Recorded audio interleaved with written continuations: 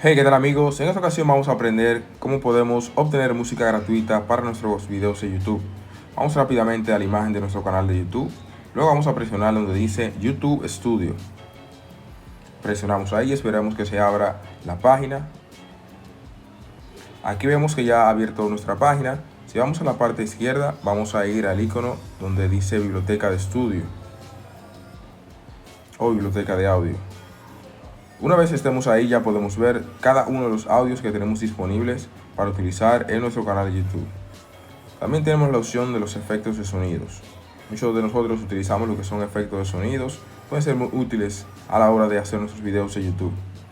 Pues volviendo nuevamente aquí a la música gratuita, podemos ver que podemos filtrar el género, el ánimo, artista y la duración de este.